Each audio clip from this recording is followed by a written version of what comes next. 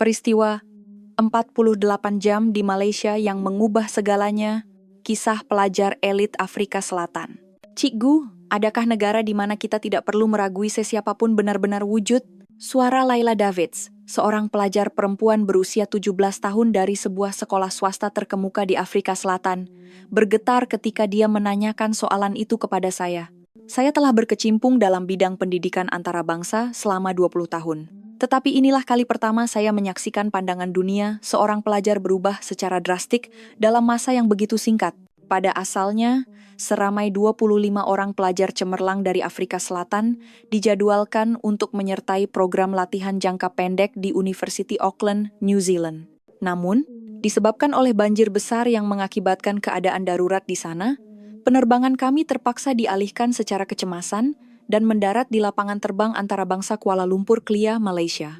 Tahukah Anda, pelajar-pelajar dari sekolah terkemuka di Afrika Selatan dengan sejarah 130 tahun ini, pandangan dunia mereka berubah sepenuhnya hanya dalam 48 jam lawatan tanpa dirancang di Malaysia. Dari pengalaman tidak dijangka yang bermula di KLIA, hinggalah ke pemandangan yang tidak dapat dilupakan di jalan-jalan Belibelah dan detik-detik yang menggetarkan jiwa di bandar bersejarah Melaka.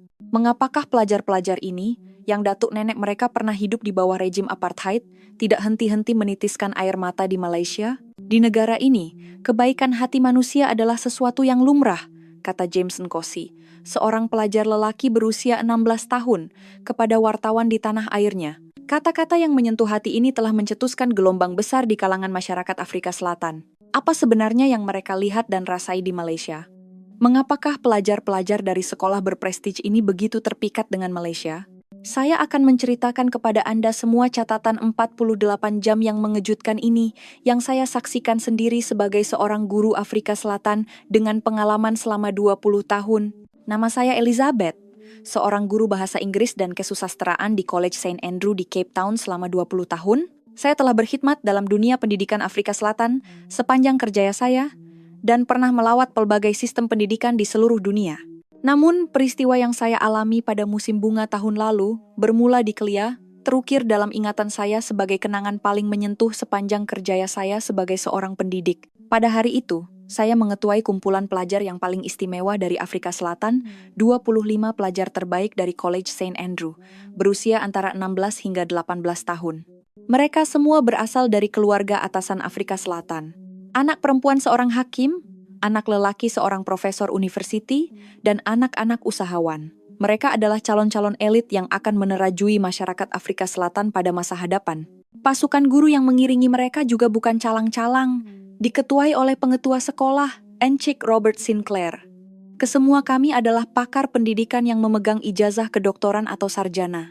Tujuan lawatan sambil belajar ini adalah untuk merasai sistem pendidikan maju di hemisfera selatan melalui kursus akademik di University Auckland, New Zealand, bagi meluaskan wawasan mereka sebagai pemimpin global masa depan. Rancangan asalnya adalah untuk tinggal di Auckland selama 10 hari, mengikuti kursus di universiti tempatan sebelum pulang ke Cape Town. Namun Pulau Utara New Zealand dilanda banjir besar yang memecah rekor, dan lapangan terbang antarabangsa Auckland terpaksa ditutup. Keadaan menjadi darurat. Para pelajar terkejut. Pengetahuan mereka tentang Malaysia kebanyakannya terhad kepada negara yang terkenal dengan teknologi dan kepelbagaian makanannya. Sesetengah pelajar malah bimbang jika negara Asia akan bersikap dingin terhadap orang asing. Memandangkan sejarah Afrika Selatan, kebimbangan ini adalah sesuatu yang wajar. Encik pengetua pada mulanya juga risau. Beliau bimbang, perubahan jadwal yang mendadak ini sukar untuk dijelaskan kepada ibu bapa, terutamanya ibu bapa pelajar dari sekolah berprestij seperti ini, yang memerlukan pengendalian yang sangat teliti. Namun, segalanya mula berubah apabila pesawat kami menghampiri lapangan terbang antarabangsa Kuala Lumpur.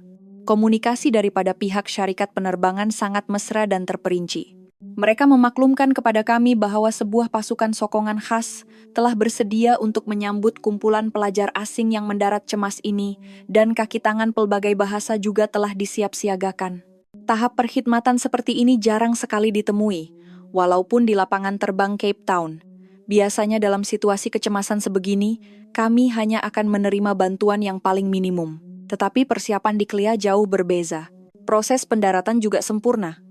Komunikasi dengan menara kawalan adalah tepat, dan pergerakan di darat seolah-olah telah dirancang terlebih dahulu. Semuanya teratur seperti penerbangan biasa. Namun, kejutan sebenar bermula sebaik sahaja kami melangkah masuk ke dalam terminal lapangan terbang.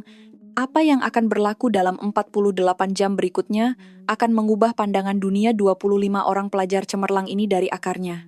Sebaik sahaja melangkah masuk ke terminal Kelia, riak wajah para pelajar berubah serta-merta. Walaupun sudah larut malam, lapangan terbang beroperasi sepenuhnya. Petugas kebersihan senantiasa bekerja.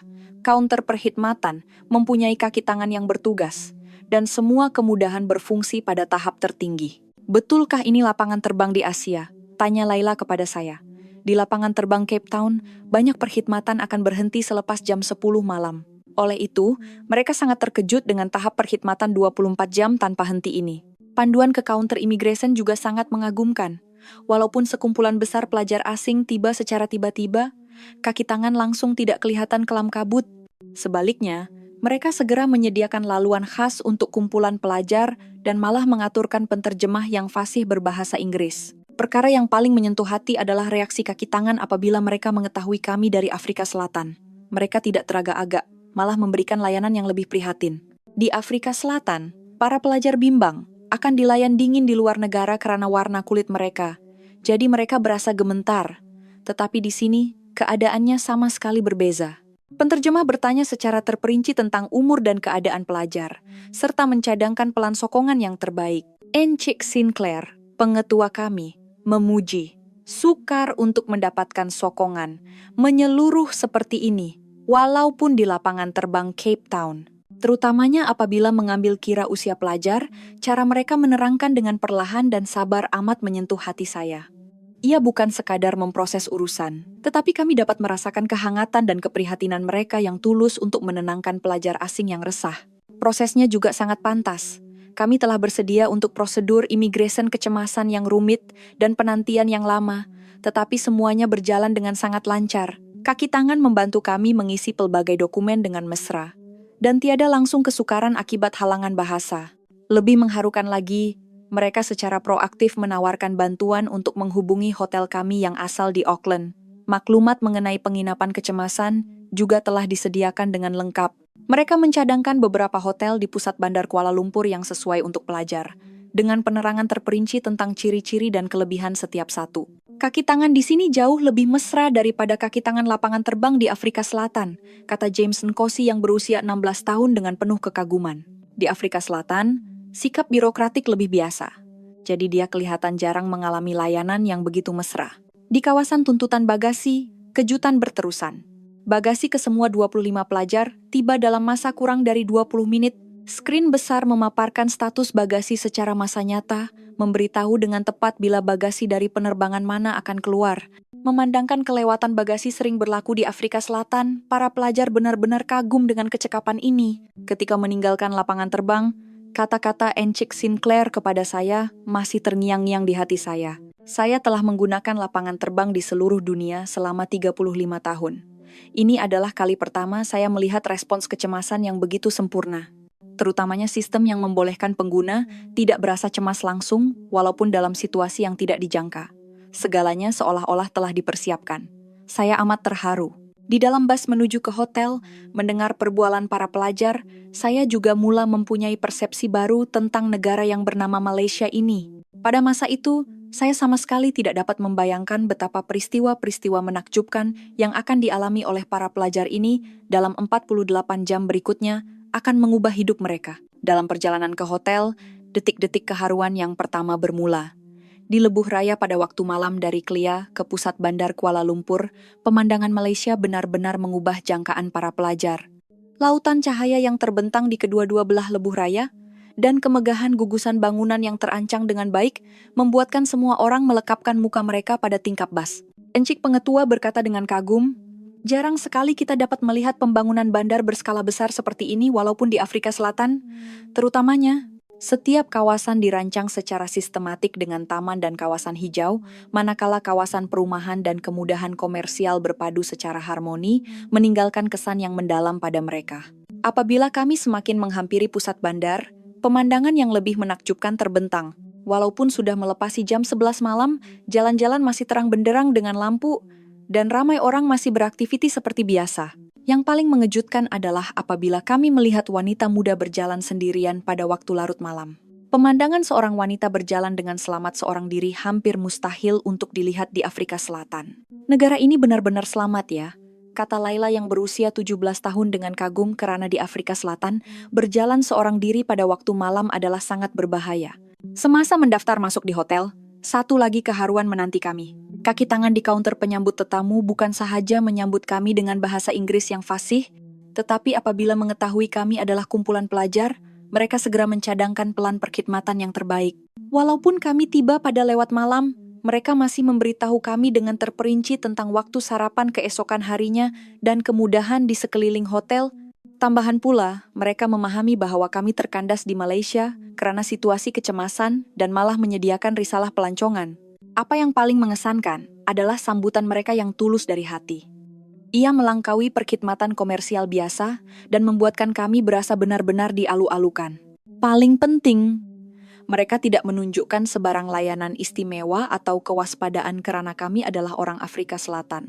Di dalam lift menuju ke bilik, melihat riak wajah para pelajar, saya dapat merasakan bahwa persepsi mereka tentang Malaysia sedang berubah dengan pantas. Kanak-kanak yang beberapa jam lalu dipenuhi kebimbangan terhadap negara Asia yang tidak dikenali, kini dipenuhi dengan rasa ingin tahu dan keterujaan. Keesokan paginya, pengalaman sebenar di Kuala Lumpur bermula.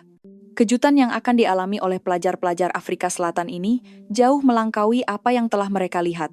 48 jam yang akan mengubah nilai, pandangan sosial, dan falsafah hidup mereka secara asasnya akan bermula. Keesokan harinya, sekitar jam 7 pagi, para pelajar yang bangun awal karena perbezaan waktu mula mengadu lapar. Saya berasa sedikit buntu karena di Afrika Selatan sangat sukar untuk mencari restoran yang buka seawal ini. Saya bertanya kepada kaki tangan di kaunter hotel, dan dengan senyuman mesra, dia menjawab, "Oh, jangan risau. Ada sebuah restoran mamak 24 jam, hanya 3 menit berjalan kaki dari sini." Tempat itu juga sangat populer di kalangan pelajar. Mendengar ada restoran yang beroperasi 24 jam, saya benar-benar terkejut. Ini adalah sesuatu yang tidak dapat dibayangkan di Afrika Selatan. Saya bersama 8 orang pelajar berjalan menuju ke restoran mamak tersebut. Pada jam 7 pagi, jalan-jalan sudah sibuk dengan aktiviti. Ada pekerja pejabat yang bergegas ke tempat kerja, penduduk yang berjoging, dan orang ramai yang keluar dari kedai serbaneka. Pagi di Cape Town biasanya sunyi, tetapi Kuala Lumpur seolah-olah sudah memulakan harinya. Apabila kami menolak pintu restoran, udara hangat dan aroma makanan yang lazat menyambut kami. Sudah ada beberapa pelanggan yang sedang bersarapan. Seorang lelaki pertengahan umur yang makan sambil membaca surat kabar. Seorang wanita muda yang bekerja menggunakan tabletnya. Dan beberapa pekerja yang kelihatan letih selepas shift malam. Saat melihat menu, para pelajar mengeluarkan suara terkejut. Harganya sangat murah. Satu set roti canai telur dengan teh tarik berharga sekitar 8 ringgit Malaysia. Manakala nasi lemak ayam berharga 12 ringgit. Jika ditukar kepada mata wang Afrika Selatan, ini adalah harga yang sangat rendah. Untuk menikmati hidangan setaraf ini di Cape Town, kami perlu membayar sekurang-kurangnya 250 rand. Pekerja yang mengambil pesanan kami langsung tidak menunjukkan riak terkejut melihat kami sebagai orang asing. Sebaliknya, dia menjelaskan menu dalam bahasa Inggris dan mencadangkan beberapa hidangan yang mungkin disukai oleh pelajar. Bagi pelajar yang mempunyai alahan, dia malah memberikan maklumat terperinci tentang bahan-bahan yang digunakan. Kelajuan hidangan disajikan juga sangat menakjubkan. Kurang dari 7 menit selepas pesanan dibuat, semua hidangan sudah terhidang di atas meja. Roti canai, nasi lemak, mie goreng. Para pelajar dipenuhi rasa ingin tahu dan teruja dengan sarapan gaya Malaysia yang pertama kali mereka lihat ini.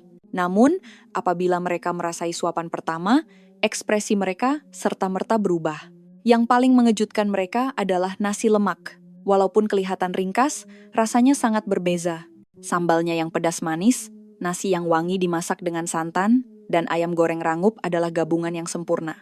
Seorang pelajar lelaki bernama James menghabiskan 2 keping roti canai telur seorang diri. Dia memuji, tidak mungkin dapat makan makanan sesedap ini dengan harga sebegini di Afrika Selatan. Reaksi pelajar yang makan mie goreng juga menarik. Mereka terkejut dengan kualiti mie dan terharu dengan kesegaran bahan-bahannya. Pekerja restoran tersenyum melihat mereka makan dengan begitu berselera. Ketika membayar bil, kami sekali lagi terkejut. Jumlah keseluruhan untuk 8 orang makan sehingga kenyang tidak sampai 80 ringgit Malaysia. Ini bersamaan dengan kira-kira 320 ren Afrika Selatan. Hidangan yang sama tarafnya di Afrika Selatan akan menelan belanja sekurang-kurangnya 700 ren. Pekerja itu memulangkan baki dengan tepat dan berkata, "Selamat datang lagi. Nampaknya makanan Malaysia kena dengan selera kamu semua ya." Dia malah mencadangkan menu lain. Kemesraan seperti ini sukar dialami di restoran-restoran di Afrika Selatan. Keluar dari kedai, para pelajar tidak henti-henti meluahkan kekaguman mereka. "Makanannya sedap, harganya murah, dan layanannya hebat," kata Laila. Pelajar lain berkata, "Apabila pulang ke Afrika Selatan, saya pasti akan merindui nasi lemak ini." Seorang lagi pelajar berkata, "Saya rasa saya mau tinggal di Malaysia selama setengah tahun." Ketika kami berjalan keluar ke jalan utama, waktu puncak sudah bermula. Orang ramai bergerak dengan sibuk, tetapi suasananya tetap teratur. Di laluan pejalan kaki, semua orang mematuhi lampu isyarat lalu lintas. Pejalan kaki dan penunggang motosikal bergerak secara harmoni. Pemandangan lalu lintas pagi di Cape Town jauh lebih huru-hara dan tidak teratur. Apa yang paling mengejutkan kami adalah pandangan orang sekeliling.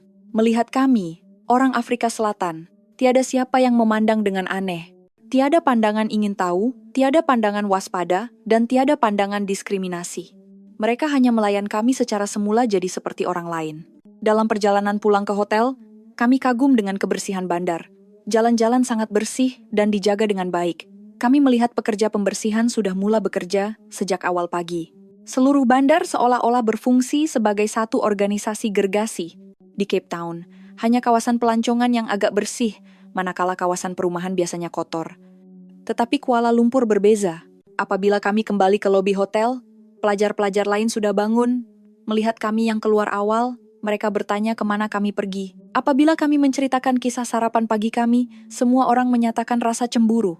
Mereka berkata, lain kali kami mesti membawa mereka bersama. Pagi pertama di Malaysia bermula dengan begitu indah. Hanya dalam beberapa jam, riak wajah para pelajar telah berubah sepenuhnya. Wajah yang tadinya cemas telah hilang, digantikan dengan wajah yang penuh rasa ingin tahu dan kegembiraan. Pada masa itu, kami belum menjangka bagaimana pengalaman-pengalaman menakjubkan yang bakal menyusul akan mengubah nilai hidup mereka. Pada jam 10 pagi, kami bersama para pelajar memulakan penerokaan rasmi di Kuala Lumpur. Destinasi pertama kami adalah stesen KL Sentral. Saya ingin mereka merasai sendiri sistem pengangkutan awam Malaysia. Sejak melangkah masuk ke pintu masuk stesen LRT, riak wajah para pelajar mula berubah. Di sebelah tangga, terdapat eskalator, jadi kami tidak perlu mengangkat bagasi berat. Selain itu, lift disediakan di mana-mana. Reka bentuk universal dilaksanakan dengan teliti. Stesen kereta api bawah tanah di Cape Town memberikan kesan lama dan suram, tetapi stesen LRT di Kuala Lumpur mempunyai suasana yang modern dan cerah. Ia bersih dan terang. Dalam perjalanan ke platform, kami kagum dengan kebersihan di dalam stesen. Lantai dan dinding dijaga dengan sempurna, tiada sebarang contengan atau kerusakan. Papan tanda petunjuk arah ada di mana-mana, dalam bahasa Melayu dan Inggris, memudahkan warga asing. Apabila tiba di platform, waktu itu adalah waktu puncak dan sangat sesak. Namun, di tengah-tengah kesesakan itu, terdapat satu keteraturan yang menakjubkan. Semua orang beratur secara semula jadi dalam 2 barisan dan mengikut garisan panduan yang dilukis di lantai. Ini adalah pemandangan yang tidak pernah dilihat di Afrika Selatan. Encik Sinclair berkata, "Di Cape Town, orang ramai akan saling menolak untuk berebut-rebut masuk ke dalam tren. Apabila tren tiba, pemandangan yang lebih menakjubkan berlaku. Selepas pintu terbuka, orang ramai akan berdiri di kedua-dua belah pintu untuk memberi laluan kepada penumpang yang hendak keluar. Hanya selepas semua penumpang keluar, barulah orang ramai mula masuk dengan teratur. Tiada siapa yang memberi arahan, tetapi semua orang secara semula jadi mematuhi etika ini." "Siapa yang mengajar mereka peraturan ini?" tanya Laila. Saya menjelaskan bahwa tiada siapa yang mengajar. Ini adalah budaya yang telah sebati dalam kehidupan masyarakat Malaysia sejak kecil. Dia kelihatan sangat terharu. Masuk ke dalam gerabak, kami juga kagum dengan kualitinya. Tempat duduknya selesa, dan pemegang tangan dipasang pada ketinggian yang berbeza. Jadi orang yang rendah pun tidak akan berasa sukar. Apa yang paling mengagumkan adalah kebersihannya. Tiada secebis sampah pun di lantai, dan tempat duduk dijaga dengan baik. Ketika saya duduk dan melihat sekeliling, saya menyaksikan babak yang paling menyentuh hati. Di stesen berikutnya, seorang lelaki tua yang bertongkat masuk, Dalam sekelip mata, beberapa orang penumpang bangun untuk memberikan tempat duduk mereka. Lelaki tua itu mengucapkan terima kasih dan duduk. Melihat kejadian ini, mata James yang berusia 17 tahun berkaca-kaca. Dia berbisik, kebaikan semula jadi seperti ini sukar dilihat di Afrika Selatan. Suasana di dalam tren juga mengagumkan. Walaupun penuh dengan orang, ia sangat senyap. Tiada siapa yang bercakap di telepon dengan kuat atau membuat bising. Kebanyakan orang sedang melihat telepon bimbit atau membaca buku, menghabiskan masa mereka dengan senyap. Apa yang lebih mengejutkan saya adalah terdapat beberapa orang muda yang kelihatan seperti pelajar sekolah menengah sedang belajar di dalam tren. Mereka membuka buku rujukan dan menghafal kosakata, benar-benar fokus. Di Cape Town, jarang sekali melihat pelajar belajar di dalam pengangkutan awam. Pelajar-pelajar itu sangat tekun, puji Laila. Dia berkata, pelajar di Afrika Selatan tidak akan belajar di luar sekolah, tetapi pelajar di Malaysia berbeza. Apabila tiba di stesen pertukaran, kami sekali lagi terkejut. Walaupun ia adalah stesen yang kompleks dengan beberapa laluan bersilang, papan tanda petunjuk arah sangat jelas. Kami tidak sesat. Peta laluan yang dibezakan dengan warna, panduan terperinci untuk setiap pintu keluar, dan maklumat mengenai kemudahan di sekeliling. Semuanya direka untuk mudah difahami. Tiba di stesen Bukit Bintang dan naik ke aras jalan, pemandangan yang luar biasa terbentang di hadapan kami. Papan iklan gergasi yang terkenal dan lampu neon. Dengan ratusan orang bergerak serentak, para pelajar ternganga. Namun, walaupun kelihatan huru-hara, sebenarnya terdapat keteraturan yang sempurna. Aliran orang ramai lancar, tiada siapa yang berlanggar. Semua orang bergerak dengan cekap ke destinasi masing-masing. Inilah lambang Malaysia, kata Encik Sinclair. Beliau berpendapat bahwa keharmonian dalam kepelbagaian ini adalah keseimbangan sempurna antara kebebasan individu dan ketertiban kolektif. Berjalan di bandar ini, para pelajar senantiasa membuat penemuan baru, kebersihan bandar, kepelbagaian kedai, dan yang paling penting, kemesraan orang ramai. Apabila kami sesat, orang Malaysia yang lalu lalang akan memberikan arah dalam bahasa Inggris. Apabila kami singgah di sebuah kedai buku, para pelajar terpegun. Ia adalah sebuah kedai buku gergasi bertingkat-tingkat dengan jumlah buku yang sangat banyak tersusun rapi. Walaupun pada waktu siang hari bekerja, masih ramai orang sedang membaca. Orang Afrika Selatan juga suka membaca, tetapi tidak seramai ini, kata Laila. Dia memuji, kehausan masyarakat di sini terhadap ilmu pengetahuan sangat mengagumkan. Semasa berehat di sebuah kafe, para pelajar berbincang tentang pengalaman mereka hari itu. Sejak kecil kita diajar bahwa Afrika Selatan adalah negara maju. Tetapi selepas melihat Malaysia, barulah kita sadar betapa banyak yang perlu kita pelajari. Kata Sarah, 18 tahun. James menambah, pelajar di Malaysia belajar walaupun di dalam tren. Kita pula, sebaik sahaja tamat waktu sekolah, kita lupakan terus tentang pelajaran. Pada sebelah petang, kami menuju ke kawasan KLCC. Saya ingin mereka melihat pusat budaya anak muda. Para pelajar kagum dengan suasana meriah di pusat beli belah Surya KLCC dan kawasan sekitarnya. Namun, ketertiban masih terjaga. Pemandangan yang paling mengesankan adalah pada waktu malam. Selepas jam 9 malam, ramai pelajar perempuan sekolah menengah masih pulang ke rumah seorang diri dengan selamat. Ada yang membeli belah di kedai serbaneka, ada yang pulang dari kelas tuition. Di Afrika Selatan, keluar pada waktu malam dianggap berbahaya. Tetapi di Malaysia, ia adalah pemandangan biasa. Luar biasa, kata Laila kepada saya. Bagi gadis sebaya kami, berjalan seorang diri pada jam 10 malam adalah sesuatu yang mustahil dibayangkan di Afrika Selatan. Apabila kami masuk ke sebuah kedai serbaneka, ada satu lagi penemuan baru. Pekerja yang bertugas adalah seorang wanita berusia awal 20-an. Dia langsung tidak kelihatan cemas. Para pelajar sangat terkejut melihatnya bekerja seorang diri sehingga larut malam. Encik Sinclair berkata, di Afrika Selatan, jarang sekali wanita bekerja seorang diri pada waktu malam. Persekitaran sosial yang begitu selamat ini, walaupun di Afrika Selatan, tidak dapat mencapai tahap ini. Keesokan paginya, satu kejadian yang tidak dijangka berlaku. Sarah tiba-tiba berasa tidak sihat dan rebah. Mungkin karena usianya yang baru 17 tahun, ditambah dengan tekanan berada di persekitaran asing. Pelajar-pelajar lain, dan saya menjadi cemas. Tidak tahu bagaimana hendak bertindak dalam situasi kecemasan di luar negara. Saya segera menghubungi 999. Yang mengejutkan, operator menjawab dalam bahasa Inggris. Saya mengesahkan lokasi yang tepat dan dia menyatakan bantuan akan dihantar. Kurang dari 7 menit, ambulans tiba. Walaupun berada di tengah-tengah kesibukan jalan raya Kuala Lumpur, kelajuan respons ini, berbanding dengan sistem kecemasan di Afrika Selatan, amat mengagumkan saya. Profesionalisme paramedik sangat terpuji. Sebaik tiba di tempat kejadian, mereka dengan pantas menilai keadaan pesakit dan memulakan rawatan kecemasan yang sewajarnya. Memandangkan pesakit adalah seorang wanita muda, mereka menjaga privasi sambil melakukan prosedur yang diperlukan dengan tepat. Seorang paramedik menjelaskan keadaan dalam bahasa Inggris yang mudah, menenangkan kami yang sedang bimbang. Jangan risau, kami pikir ini hanya stroke habaringan. Untuk langkah berjaga-jaga, lebih baik kita periksa di hospital. Peralatan di dalam ambulans juga canggih. Semasa dalam perjalanan, mereka dapat memantau keadaan pesakit secara berterusan dan dilengkapi dengan peralatan untuk rawatan kecemasan lanjutan jika diperlukan. Pihak hospital juga telah dihubungi, jadi rawatan dapat dimulakan sebaik sahaja kami tiba. Setibanya di Hospital Kuala Lumpur, satu lagi kejutan menanti. Jabatan kecemasan, walaupun sibuk, sangat teratur. Kawasan dibahagikan dengan jelas, dan aliran pergerakan pesakit direka dengan cekap. Respons di kaunter pendaftaran juga mengagumkan. Terdapat kaunter khas untuk pesakit asing dan kaki tangan bertutur dalam bahasa Inggris yang fasih. Mereka juga memberitahu secara terperinci tentang prosedur yang berkaitan dengan insurans perubatan Afrika Selatan.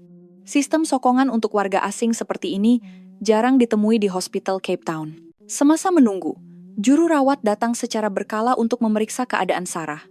Untuk meredakan kebimbangan pelajar lain, mereka juga menjelaskan keadaan dengan terperinci. Keprihatinan seperti ini sangat melegakan.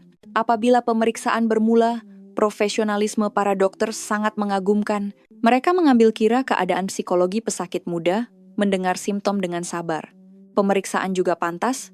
Keputusan ujian darah keluar dalam masa 40 menit. Diagnosisnya tidak serius. Keletihan akibat perjalanan dan stroke habaringan. Walau bagaimanapun, dokter menasihatkan agar Sarah dipantau selama beberapa jam untuk langkah berjaga-jaga. Dalam proses mendapatkan preskripsi di farmasi, kami mengalami satu lagi pengalaman yang menyentuh hati. Ahli farmasi, dengan mengambil kira umur dan simptom pesakit, menjelaskan cara pengambilan obat dengan terperinci, termasuk kesannya. Mereka juga mencetak arahan pengambilan obat dalam bahasa Inggris. Kejutan terakhir adalah semasa membayar bil, jumlah keseluruhan kos, termasuk rawatan kecemasan, pemeriksaan, dan obat preskripsi, hanyalah kira-kira 2/3 daripada kos perubatan di Afrika Selatan. Tiada charge tambahan dikenakan karena kami adalah pesakit asing. Ketika meninggalkan hospital, Encik Sinclair berkata, "Walaupun saya selalu menganggap sistem perubatan Afrika Selatan cemerlang, perkhidmatan perubatan di Malaysia secara keseluruhannya adalah luar biasa. Terutamanya keprihatinan terhadap warga asing dan sistem yang efisien, banyak yang boleh kami pelajari." Melalui pengalaman perubatan ini, pemahaman para pelajar tentang Malaysia menjadi lebih mendalam. Mereka sadar bahwa bukan sahaja teknologinya yang maju, tetapi keprihatinan terhadap insan juga meresap ke dalam setiap sudut masyarakat. Selepas itu, keadaan Sarah pulih, dan kami memulakan penerokaan rasmi di Kuala Lumpur dan Melaka. Kami pertama kali menuju ke sekitar menara berkembar Petronas. Berjalan di kawasan KLCC, para pelajar memerhatikan budaya modern Malaysia. Semua orang sangat sopan, kata James. Dia memerhatikan bahwa walaupun kelihatan seperti pelancong, orang tempatan dengan mesra membantu kami mengambil gambar. Untuk makan tengah hari, kami pergi ke sebuah restoran yang terkenal dengan masakan tempatan. Melihat chef menyediakan hidangan di hadapan mata kami, para pelajar sangat teruja. "Inilah makanan Malaysia yang sebenar," kata Laila. Dia menyatakan bahwa ia sangat berbeza dengan masakan Asia yang mereka makan di Afrika Selatan. Para pelajar terpegun dengan kemahiran dan tumpuan chef. Mereka dapat merasakan kebanggaan yang terkandung dalam setiap hidangan. "Inilah semangat ketukangan Malaysia," kata Encik Pengetua. Pada sebelah petang, kami bergerak ke Melaka. Pengalaman menaiki perkhidmatan tren elektrik, ATS, juga sesuatu yang baru bagi para pelajar. Walaupun bergerak pada kelajuan sehingga 160 km/j, keadaan di dalam tren tetap senyap dan selesa. Setibanya di Melaka, kami disambut oleh suasana bandar bersejarah. Kami melawat Famosa dan bangunan Stadhuis, merasai budaya tradisional Malaysia. Dalam suasana yang penuh sejarah itu, para pelajar terdiam dan terharu. Laila berkata, "Teknologi modern dan budaya tradisional wujud bersama secara semula jadi di sini. Kami berjalan di jalan-jalan lama di Melaka, melihat kraft tangan tradisional, menyaksikan pengrajin bekerja secara langsung. Para pelajar merasai kedalaman budaya Malaysia. Encik Pengetua berkata, di Afrika Selatan generasi muda jarang mewarisi kemahiran tradisional seperti ini. Pada waktu malam, kami kembali ke pusat bandar Melaka untuk menikmati pemandangan malam. Dari satu sudut, melihat bandar bersejarah dan lampu kota, para pelajar ternganga. Sukar dipercayai sebuah bandar yang telah mengumpul begitu banyak sejarah masih dapat dipelihara dengan begitu indah, kata James. Pagi hari terakhir, para pelajar bangun awal untuk penerokaan terakhir di selatan. Mereka melawat sebuah taman botani di pinggir Melaka. Berjalan di tengah-tengah kehijauan, mereka terharu dengan keharmonian antara alam semula jadi dan lanskap buatan manusia. Mereka berkata ini adalah keseimbangan ideal antara pemeliharaan alam sekitar dan pembangunan pelancongan. Kemudian, mereka merasai keindahan seni bina tradisional di sebuah rumah warisan Baba Nyonya. Mereka kagum dengan keharmonian sempurna antara halaman dan bangunan. Ini adalah dunia unik yang menggabungkan estetika dan fungsi. Puji Laila. Untuk makan tengah hari, mereka merasai hidangan peranakan yang halus. Para pelajar kagum dengan kualiti hidangan yang tinggi dan persembahan yang cantik seperti karya seni. Encik Pengetua berkata, ini adalah keseimbangan kualiti dan estetika yang tidak dapat dibayangkan di Afrika Selatan. Pada jam 3 petang, tiba masanya untuk menuju ke Klia. Di dalam tren, para pelajar mengimbas kembali pengalaman 48 jam mereka. Nilai hidup kami telah berubah sepenuhnya, kata James. Laila menambah, kami selalu percaya Afrika Selatan adalah negara maju, tetapi selepas melihat Malaysia, kami sadar banyak yang perlu kami pelajari. Setibanya di Klia, keharuan para pelajar berterusan. Semasa proses pelepasan, mereka tidak henti-henti memuji layanan mesra kaki tangan sehingga ke saat akhir. Dari awal hingga akhir, layanannya sempurna, kata Sarah. Sementara menunggu di balai pelepasan, para pelajar melihat semula gambar-gambar yang diambil di Malaysia. Saya mesti tunjukkan gambar ini kepada keluarga saya. Saya mesti ceritakan kisah Malaysia, kata Laila.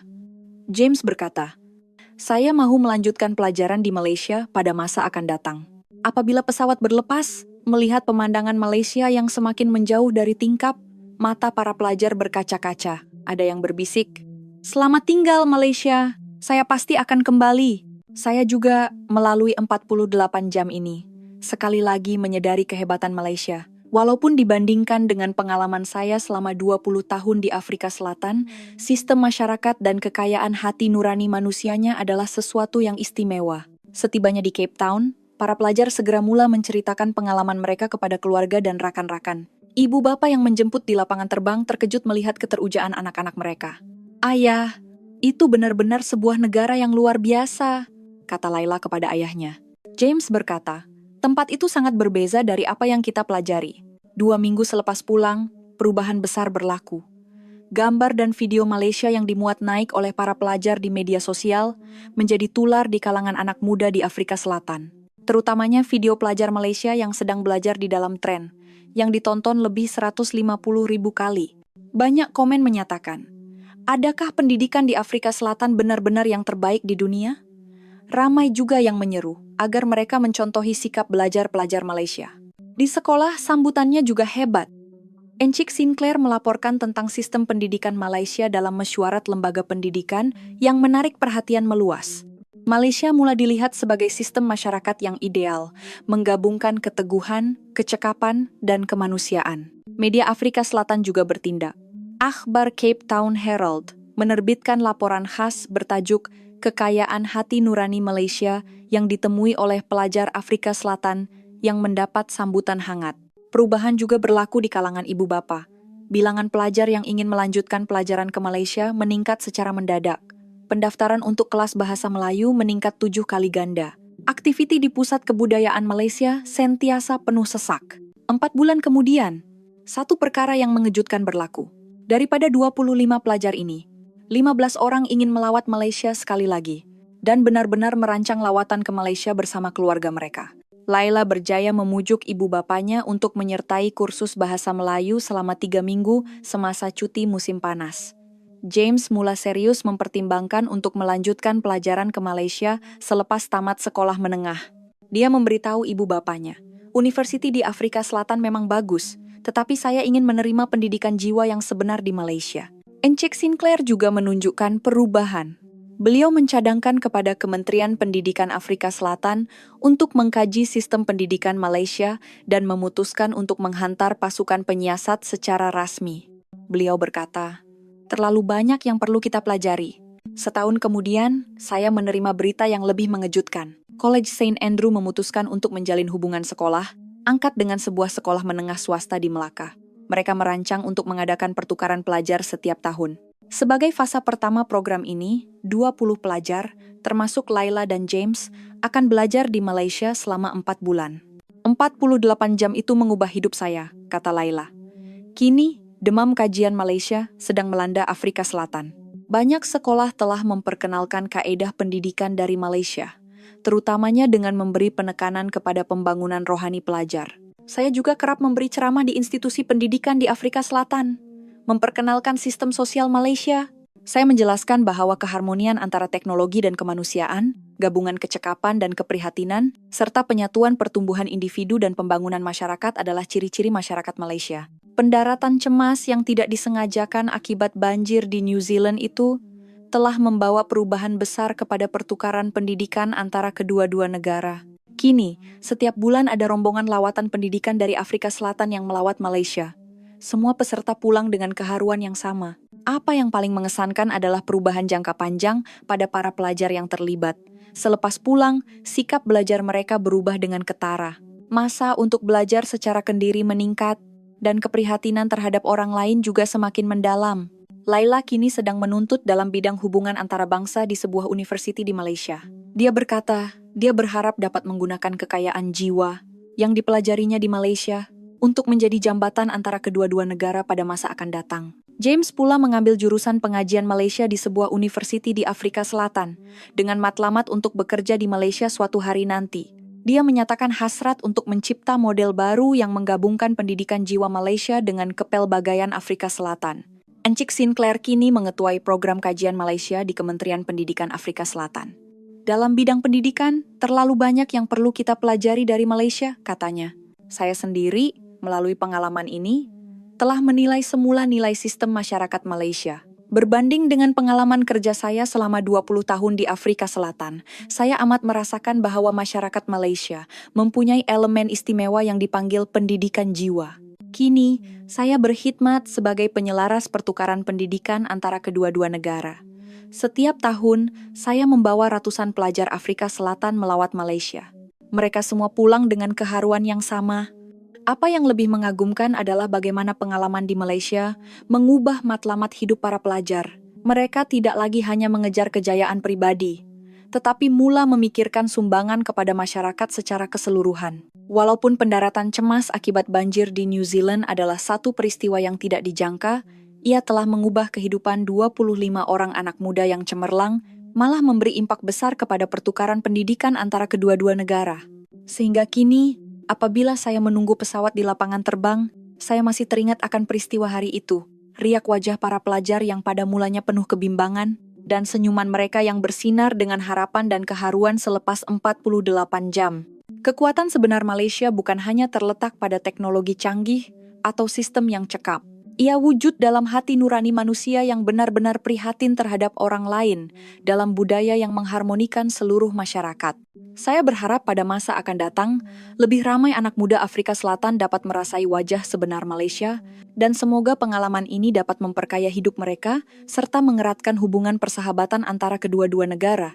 Kisah 48 jam yang bermula secara kebetulan ini kini telah menjadi jambatan gergasi yang menghubungkan kedua-dua negara. Di Malaysia, saya belajar bahwa pendidikan bukan sekadar menyampaikan ilmu, tetapi juga memupuk jiwa.